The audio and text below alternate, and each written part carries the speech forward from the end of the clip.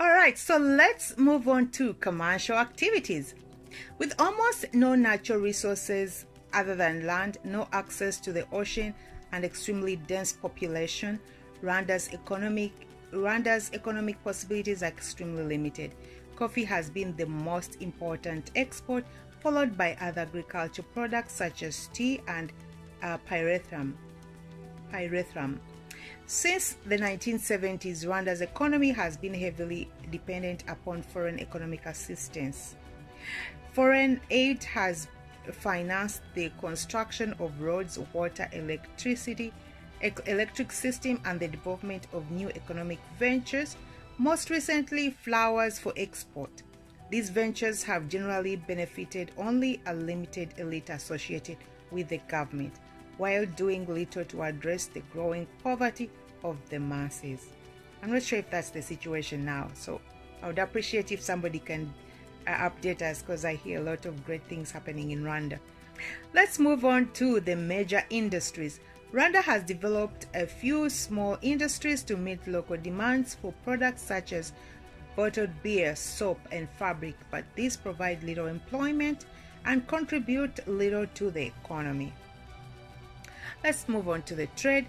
Coffee is the country's primary export, along with tea, which is grown on large estates in areas of high elevation, and pyrethrum, a type of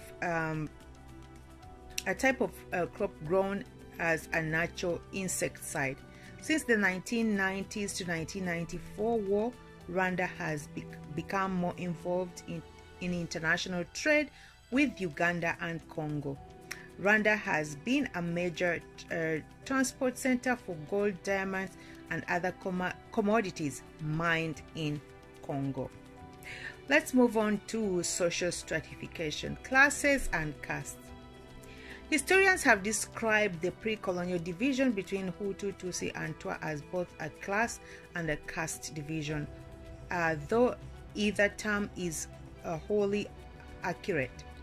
Like caste divisions, one's group determined to some extent one's occupation, with Hutu engaged more in cultivation, Tutsi in raising livestock, and Twa in hunting and a few other activities such as making ceramics. The occupational lines were not, however, strictly enforced, as Hutu could own cattle and goats, and most Tutsi engaged in at least some cultivation. The terms may be somewhat closer to class labels because there clearly was a status distinction between Hutu, Tutsi, and Twa, and Tutsi at the top of the social hierarchy and the Twa at the bottom. Each group had a specific socially prescribed public role, symbolized by distinct functions in public rituals. The association between ethnic identity and class has broken down since independence. Rich Hutu took control of the government, whose Hutu with access to power were able to use their positions to enrich themselves and accumulate cattle and land, traditional signs of wealth. While most Hutu remained poor, a small Hutu elite was able to flourish. Without access to political power, Tutsi lost most opportunities for enrichment. With the change in government in 1994, Tutsi once again gained access to economic opportunities. Many Tutsi returning from Uganda or elsewhere were able to bring capital with them, and they have been able to use their international connections to engage in trade and other economic activities. Despite the changing position of Hutu and Tutsi, and the Twa have remained fixed at the bottom of the social hierarchy. Twa have almost no political power and remain the poorest segment of society. Twa are generally despised by Hutu and Tutsi alike, who regard them as dirty and dishonest. Whereas intermarriage between Hutu and Tutsi is common, it's extremely rare between Twa and other groups. Symbols of social stratification. Historically, social status was symbolized through the possession of cattle and the primary sign of wealth in Rwanda. In fact, Hutu families that acquired sufficient cattle and were able to take clients in the cattle vassalage system would eventually have their status changed and came to be known as Tutsi. Whereas Tutsi who lost their cattle and clients who would eventually be considered Hutu.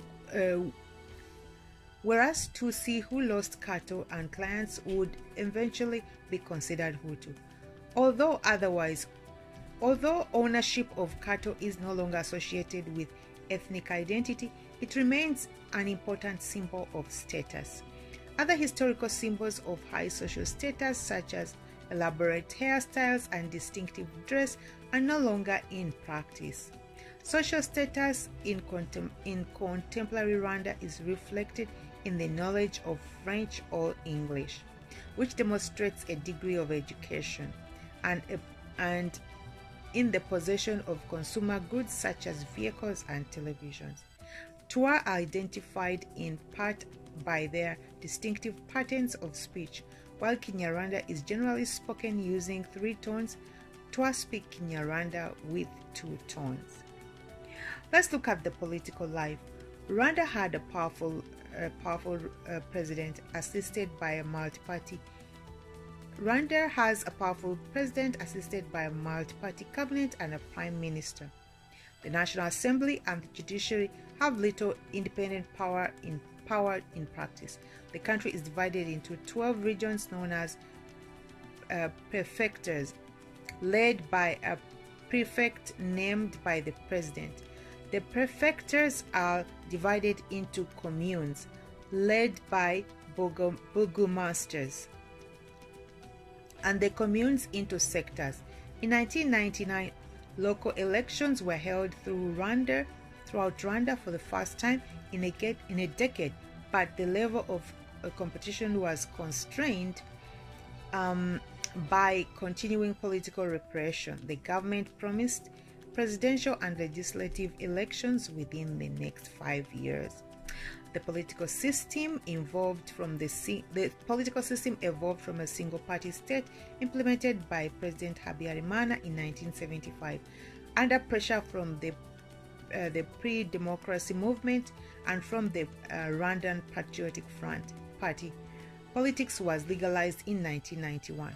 The office of the Prime Minister implemented a multi-party government of national unity, including ministers from all the major political parties installed. In August 1993, Arusha Peace Accords between the RPF and the government stipulated a continuation of the system of coalition government. The Arusha Accords are the basis of the current government structure, though the current government excludes Habyarimana's political party because of its involvement in the 1994 genocide.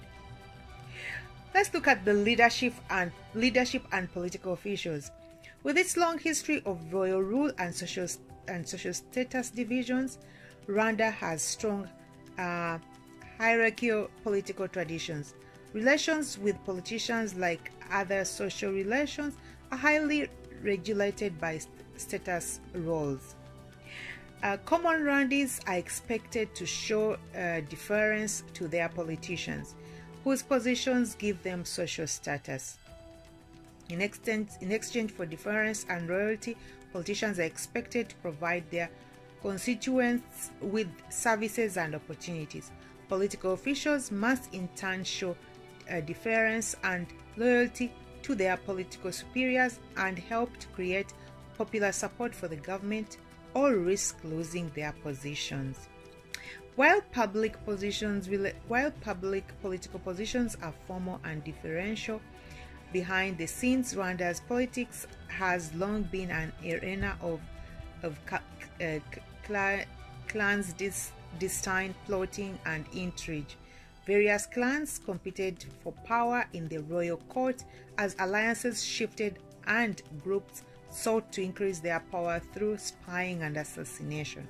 These traditions of political intrigue have continued under the republic regimes, with rivals for power secretly plotting the demise of rulers, and coup attempts are common.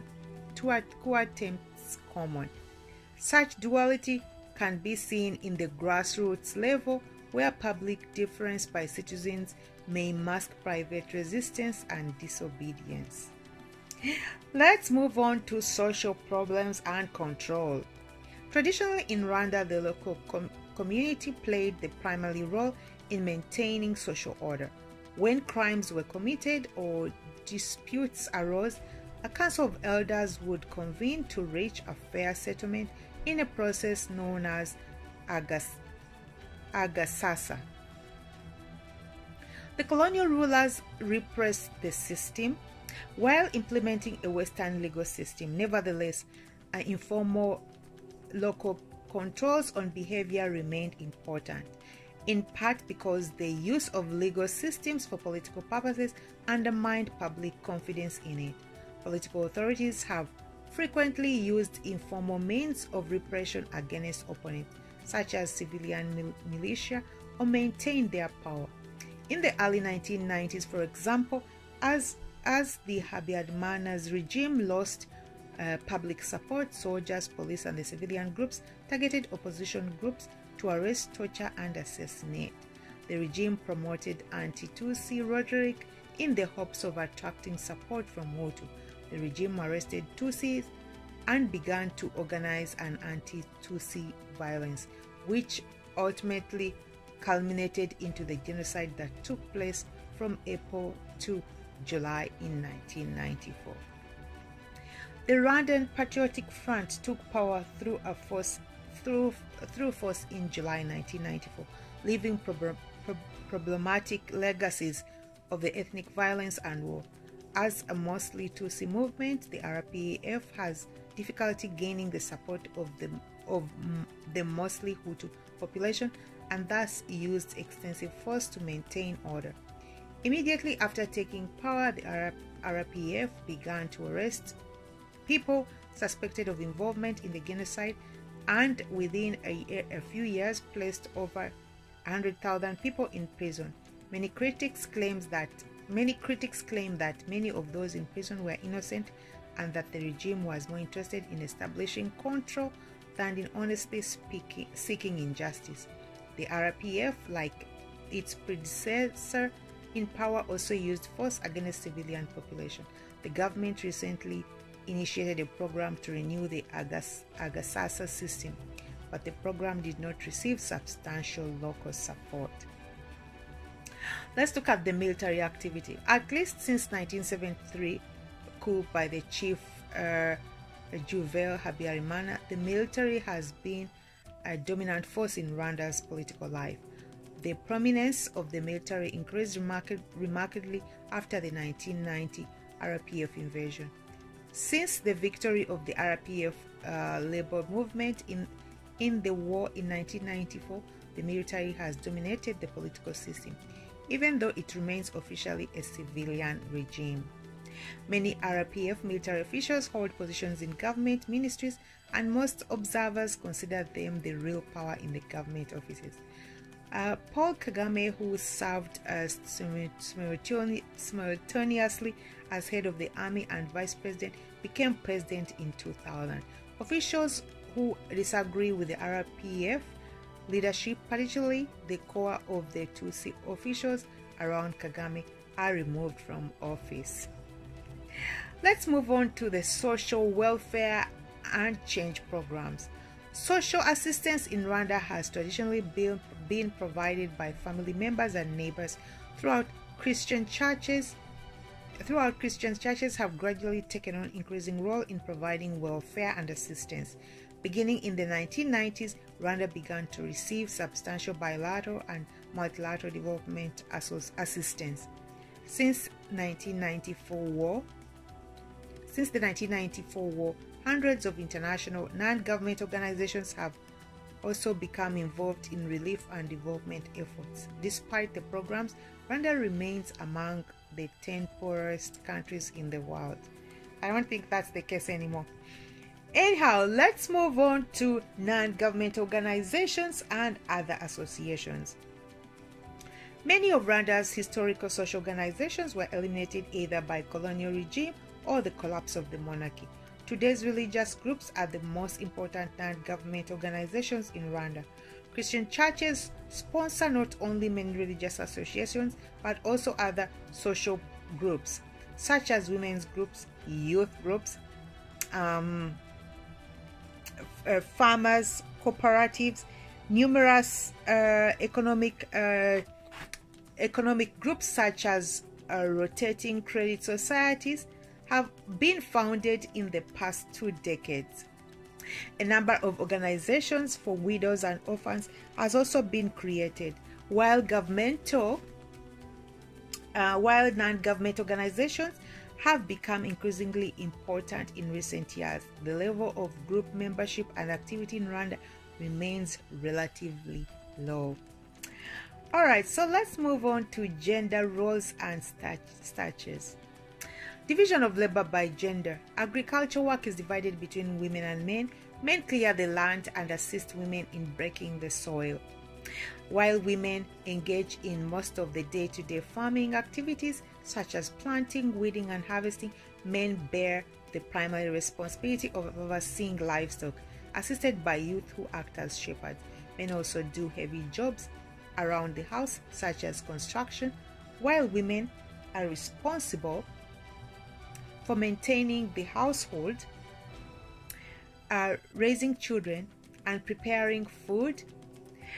Formal non-farm employment in Rwanda is dominated by men, while women often participate in informal non-farm economic activities such as market trading.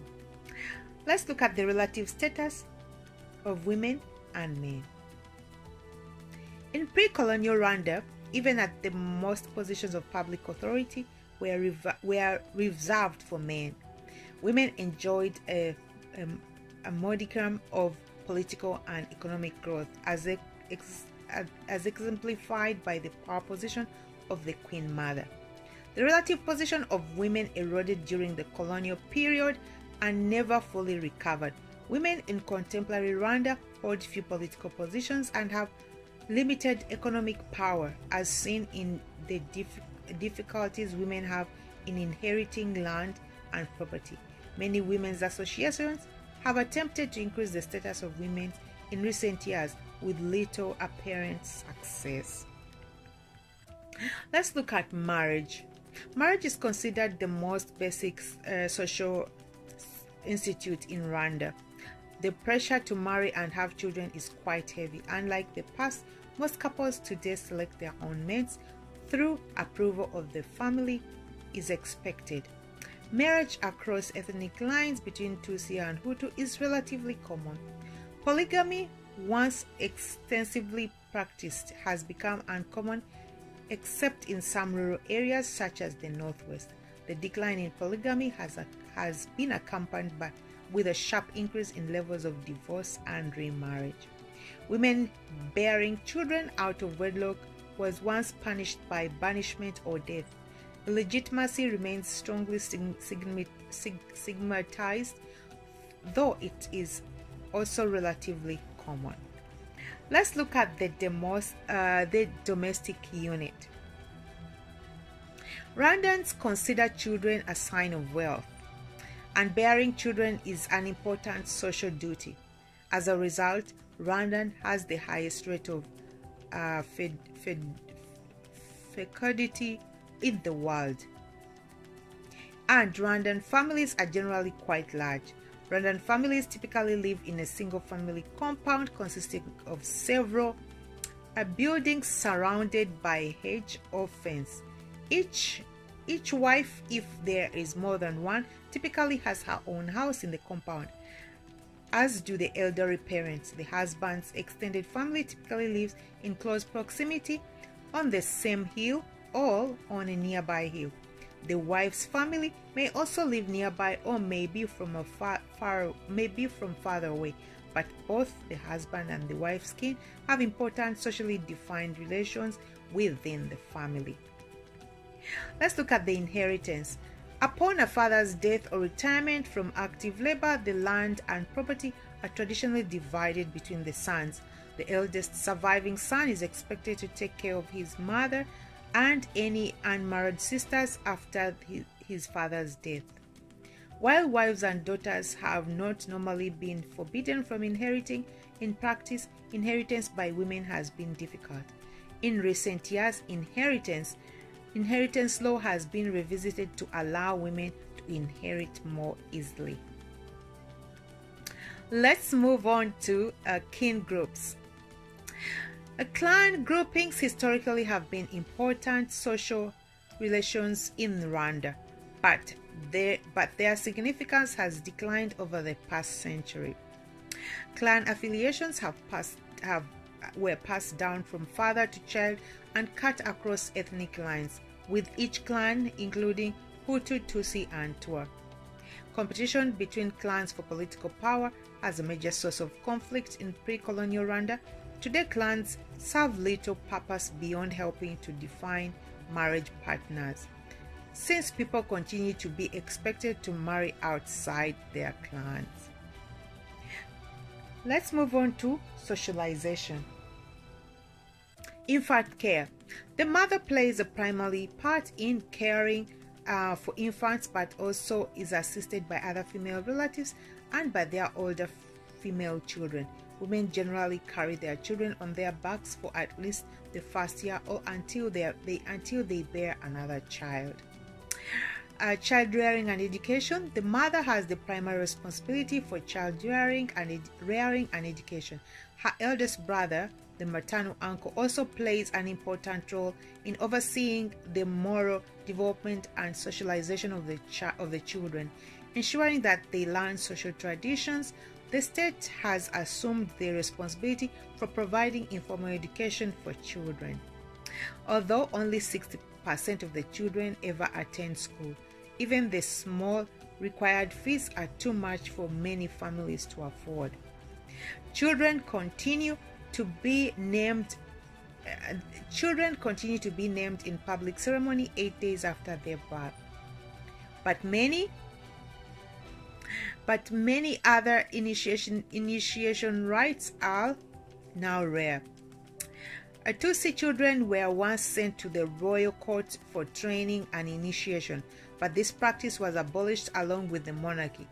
Few children are now initiated into the Liangombe and Nyambingi sects. Let's look at the higher education. Rwanda puts little emphasis on higher education. Less than 10% of Rwandans attend high school, and another small portion attends technical training schools. A very small percentage of the population continues to university. Rwanda has one national university based in Butare, which branches in Kigali and Ruhengeri. In the past decade, several small private colleges have also been established. Let's look at the etiquette. With its long history of hierarchy social relations, Rwandan culture puts great emphasis on practices of ethics that demonstrate respect and emphasize social rank both inside and outside the families. Within the family, chairs are traditionally reserved for men, while other family members sit on the mats and on the floor. Men eat first, with women and children eating after. Visitors are given the best chairs and the first choice of food and drink. Rwandese have an elaborate system of circulation that varies depending on the relative social rank or familiarity of the greeters. Rwandans almost always shake hands upon encountering someone. When greeting someone of higher rank, a person extends his or her right hand while placing the other hand over the right arm in a sign of deference. Close friends and others of equal rank may embrace holding one another by the shoulders and brushing their heads together, first on one side, then on the other. Let's look at religion. Religious beliefs. Christianity has become a central part of Rwandan culture. More than 60% of the populations are Catholic and 30% are Protestants. with the largest Protestant churches including Pentecostal, Seventh-day Adventists, Anglicans, Presbyterians, Free Methodists, and Baptists. Many Rwandans credit the Catholic Church with having supported the Hutu rise to power in the late 1950s and the 1960s. The church has thus gained great influence and public support among the Hutu. With the demise of the monarchy, most of the associated religious rituals ended, and Christian rituals have come to take their places. At the same time, most Rwandan Christians continue to participate in certain indigenous religious practices as well. Veneration of ancestors remains widespread, with most Rwandans continuing to have traditional funerals and other traditional rituals for the dead. Indigenous healers remain common as well. 2 secret societies that worship as ancestral heroes, known as Kubandwa sects, are less common today than the past, but are nevertheless widespread. The Nyambingi sect is found in the north of the country, near the Uganda border, while the Lyangombe sect is found in other parts of the country. Let's look at the religious practitioners. Both Nyambingi and Lyabonge have priests associated with their worship, but these figures have little public importance today. Instead, the main religious leaders of Rwanda are Christian clerics. The Catholic bishops and leaders of Protestant churches are prominent national figures within the considerable political influence, and pastors and priests are important local figures. Let's look at the rituals and holy places. The Kumbangwa sects of Nyambingi and the Abonge are secret societies that induct new members through initiation. Families experiencing difficulties of some sort will often choose to have child initiated into the sect. The Ambonga ceremonies are conducted outdoors in a clearing around a typical tree whose red flowers tradition holds represent Lyagombe's blood. Nyabingi ceremonies are also practiced outdoors. The level of secrecy of both sects has been increased because of the hostility they have faced, first from colonial authorities and subsequently from Christian officials. Christian churches penalize members they find to have practiced in one of the Kubangwa's ceremonies. Death and afterlife. Rwandans believe that the spirit continues after death, and they see families as including not only one living, but those who have come before and those who will come in the future. Showing respect to the dead family members is considered an extremely important. Failing to appease the spirits of the dead ancestors through appropriate rituals and offerings can lead to ancestors to neglect their families and allow evil spirits to inflict harm. Let's look at the medicine and healthcare. Rwandans practice Western and indigenous forms of healthcare. Christian churches have built numerous hospitals and healthcare centers, but many Rwandese continue to visit indigenous healers who combine herbal medicines with spiritual cures. Rwandan indigenous medicine emphasizes the flow of bodily fluids. In Rwandan culture, no conceptual distinction is made between physical poisoning and enchantment, and poisoning is regarded as a major cause of illness. Okay, so let's continue on with secular celebrations. Prior to the 1994 genocide, Rwanda had holidays celebrating the 1959 revolution and the 1972 coup that brought President Habyarimana to power. These celebrations involved both public gathering and military parades. Since the rise of the Rwandan Patriotic Front, these holidays have been discontinued and new holidays have been created to commemorate the genocide and the honor of those killed. The most important holiday for Rwanda families is New Year's Day. Families traditionally gather for a meal and exchange gifts on New Year's Day. Let's continue on to the arts and humanities. Support of the arts. The Rwandan government provides very little support for the arts. The government supports a national dance troupe based in Nyanza, but there are few other nationally funded artistic groups. Literature. Rwanda has little literary tradition. The royal court had a tradition of oral history, but this tradition has not been continued. Graphic arts. Rwanda has a few graphic arts. The main ones are decorative arts, primarily basket and pottery. These are traditions of carving and painting. Let's look at the performing arts. Music and dance have been the most important artistic expressions in Rwanda. Both instrumental and vocal music have strong traditions in Rwanda. While traveling, instruments are no longer common as they were. Recorded music and public performances in clubs have become common. The tradition of dance in Rwanda became particularly rich. The training of young Tutsi men at the royal court, including training in a form of